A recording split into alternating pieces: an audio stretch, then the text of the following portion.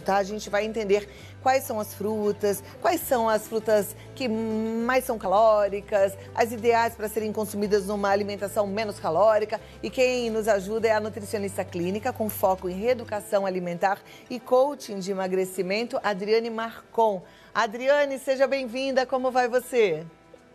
Oi, tudo bem? Tudo bom, obrigada por deixar a gente entrar aí na sua cozinha.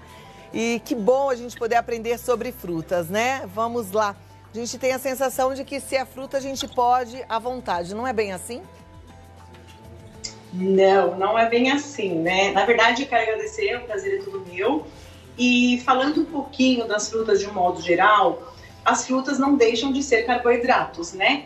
E eu sei que hoje também as pessoas têm medo de comer frutas, mas não precisa ter medo. Eu vou explicar um pouquinho para vocês e mostrar que a gente tem que ter um equilíbrio. Tem algumas fibras, algumas coisas que a gente pode associar para ajudar na absorção dela.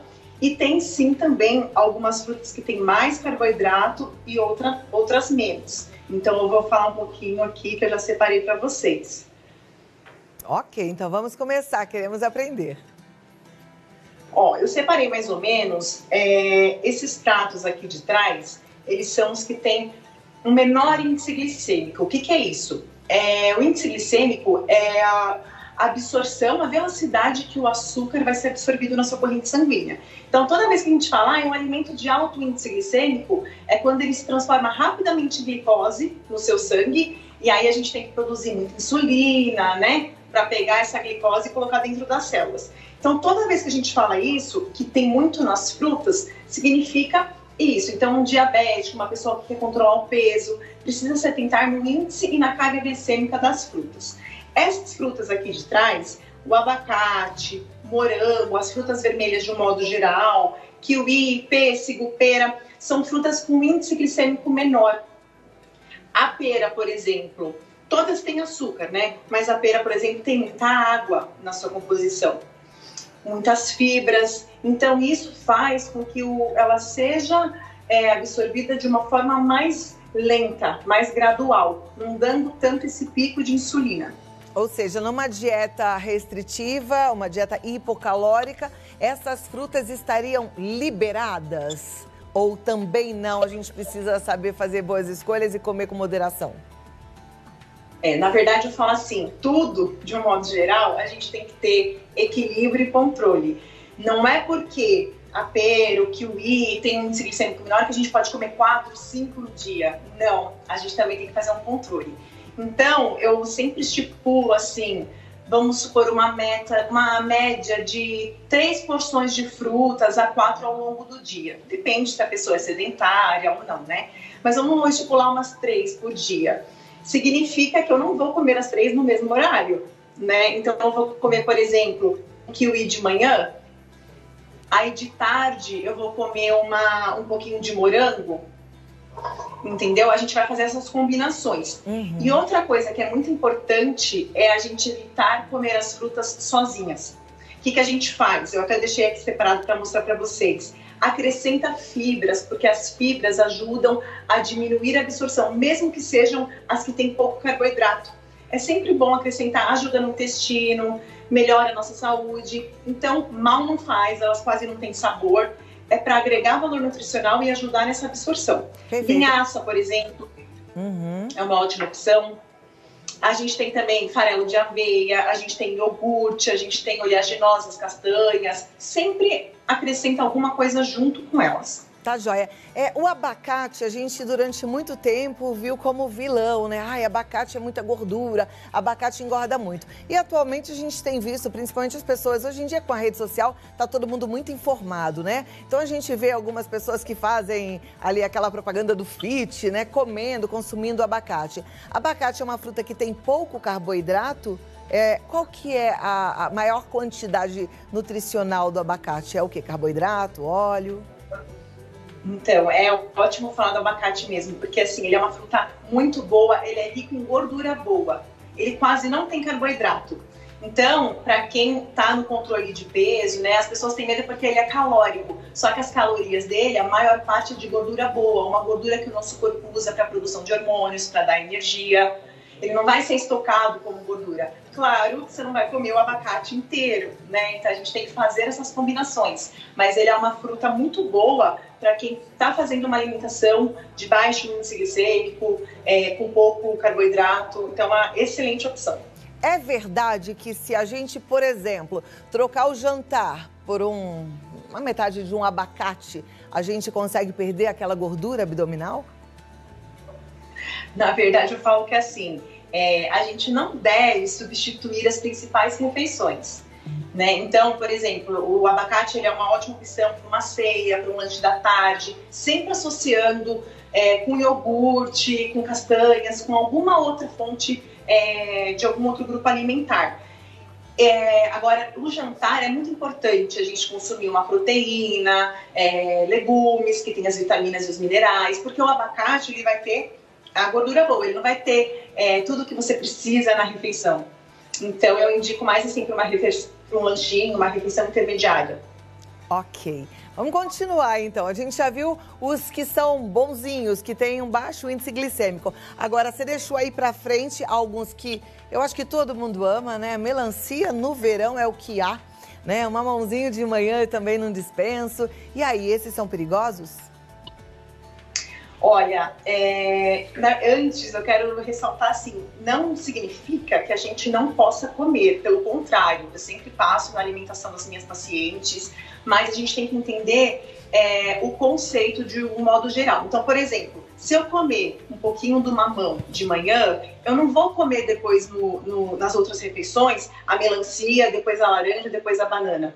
Então, se eu comer alguma dessas frutas que são mais gordinhas de manhã, eu vou priorizar as frutas com menos carboidrato em alguma outra refeição. Então, eu posso comer sim a banana, eu posso comer o mamão, a melancia, mas eu vou comer uma vez no dia, por exemplo, e também associar fibras a uma proteína. Então, por exemplo, o mamão é uma excelente opção mesmo para quem tem intestino preso. Então, a gente pode consumir dependendo da pessoa, umas 2 fatias de mamão, colocar uma aveia junto e comer com ovo cozido, que é proteína. Fazer sempre essa combinação. Uhum. Tá, perfeito. Vamos continuar. A banana, às vezes ela tá tão docinha e tá pequena, é quase que irresistível comer uma só. A gente pode, por exemplo, comer mais que uma banana por dia? A banana, principalmente quando tá madura, né? A fruta madura, quanto mais madura, mais açúcar ela tem, que ela fica mais docinha. Para quem está nesse controle de perda de peso, eu não indico mais de uma vez. Então, uma banana e aí você complementa com algum outro alimento, porque ela tem bastante carboidrato. Então, se você está fazendo uma dieta para restrição de calórica, para perda de peso, é bom evitar, eu não indico. E aí, para você não passar fome, porque às vezes não vai saciar, ela tem absorção rápida, coloca, por exemplo, um iogurte junto, que é uma proteína, um iogurte bom, natural, que ajuda a melhorar e aumentar a saciedade. Né? Então acaba contribuindo para a sociedade.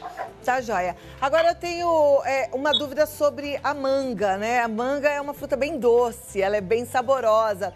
É uma fruta, ela tem um caroço muito grande. A gente pode usá-la como se fosse uma cota de fruta ou não? A manga eu também não costumo indicar inteira, porque ela tem bastante açúcar.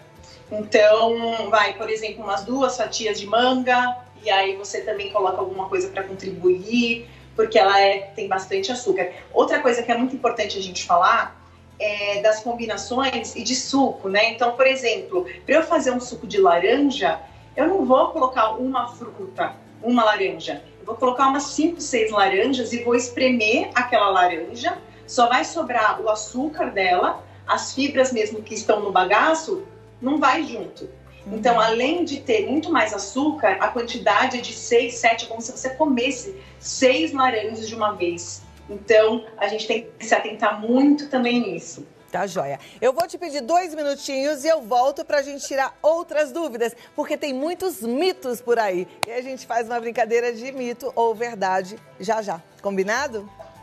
Combinado. Aí eu volto. Vamos lá. E ó, a gente vai continuar aprendendo sobre frutas, porque esse papo é bom, né? Ainda mais no verão, que a gente só pensa em comer fruta. É gostoso, é geladinho, né? Nutricionista, aprendendo sobre as frutas. E eu disse que a gente tinha algumas dúvidas, né? Existem muitos mitos aqui. Agora, algumas coisas são realidade. Então, foi bom que você falou do suco, mas eu quero reforçar, né? É mito ou realidade que entre suco e água, para quem quer emagrecer, é melhor tomar água? É verdade, Cláudia, com certeza. A água nada substitui, né? E o suco acaba sendo mais calórico, porque eu falei da questão da quantidade de frutas. Se você quer tomar um suco de frutas, o que eu falo? Prioriza as frutas com índice glicêmico menor, que não vai ser separadas das fibras. Por exemplo, o morango, você tem controle de quantos morangos você vai colocar e você não vai tirar ele, nenhuma parte dele. Não coa depois, bate com água, é bem melhor do que a manga, que tem muito açúcar, essas frutas mais que tem um índice glicêmico maior, como eu disse para vocês. Então, com certeza é verdade. Tá joia. É mito ou realidade que salada de frutas não é o ideal? É importante a gente comer frutas, mas separadamente uma a uma? O ideal é a gente proporcionar mesmo, né? Ver bem as quantidades. Qual que é a indicação que eu faço? Até separei aqui, ó, 2 exemplos de salada de frutas. Você pode até misturar os tipos de frutas, mas, por exemplo, ao invés de você pegar uma banana inteira, pegar um montão de morango, pega meia banana, pega um pouquinho do morango, você consegue misturar, mas em poucas quantidades de cada. Aqui um exemplo que eu vou dar, ó, são 2 frutas que têm um índice glicêmico maior, o mamão e a banana. E aí tem pessoas que fazem o quê? Ainda colocam um melzinho por cima, que também vira açúcar, né, carboidrato, para adoçar. Qual que é a diferença? Eu fazer uma salada de fruta com as frutas que têm um índice glicêmico menor, por exemplo, kiwi, pus um pouquinho só de pera e morango, não uma inteira de cada, e jogar, como eu disse, as sementes, a linhaça, por exemplo, jogar, por exemplo, um iogurte, já dá toda a diferença, já muda completamente a sua refeição. A sua carga glicêmica da refeição já fica totalmente diferente do que essas frutas mais gordinhas com mel. Tá joia. A produção preparou agora uma tela de mitos e verdades. Então a gente vai acompanhar, porque tem outros mitos aí e a gente já tira a dúvida agora. Pode colocar na tela pra gente ir passando para Adriane Marcon, nutricionista que está nos ajudando hoje a entender sobre frutas. Mito ou verdade que toda a vitamina das frutas está na casca? Pode falar? Adriane, pode. É mito, Cláudia. A gente tem, em algumas frutas, mais concentração de fibras na casca. Por exemplo, na maçã, na pera, né? Um tipo de fibra. Mas a gente tem tanto fora, na parte de fora, quanto na parte de dentro. As frutas como um todo, né? Elas têm bastante vitaminas e minerais. É errado a gente falar que só na parte de fora que tem. Ok, próxima tela de mito ou verdade. Vamos lá, vamos conferir. Mito ou verdade que comer manga e tomar leite realmente faz mal?